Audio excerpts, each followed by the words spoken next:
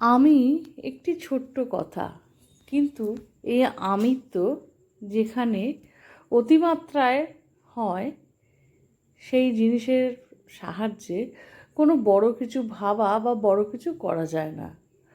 কারণ কিছু করতে গেলেই আমরা ছেড়ে সেখানে এটা আমি করেছি চলে আসি।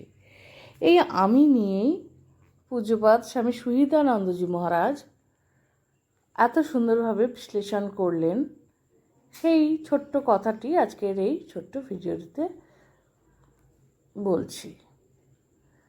তিনি আমাদের আমি সেজে আছেন, ভালোবাসছেন, ভালোবাসাচ্ছেন, ভালোবাসা নিচ্ছেন।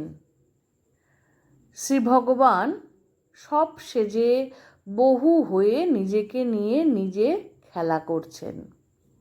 এত বুঝি না, ধারণা করতে পারি না, তাই বোঝার জন্য মন্ত্রকে, শ্রী গুরুদেবকে আশ্রয় করতে হয়।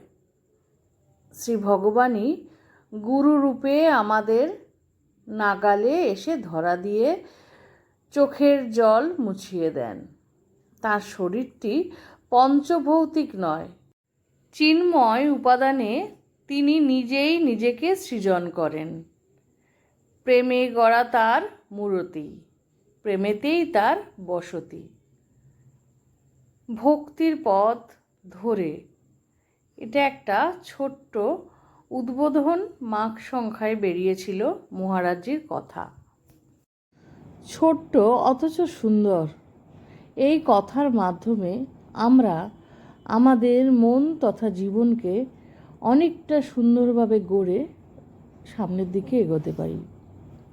আর তাঁর আশীর্বাদ যদি মাথায় থাকে তাহলে তো রাস্তাটা অনেকটাই সহজ হবে।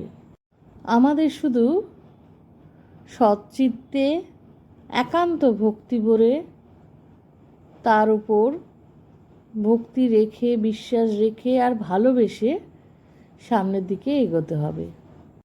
শেষে বলি, শ্রী শ্রী ঠাকুর, মা, স্বামীজি, আমার গুরু মহারাজ এবং অন্যান্য মহারাজদের শ্রীচরণে শত কোটি প্রণাম।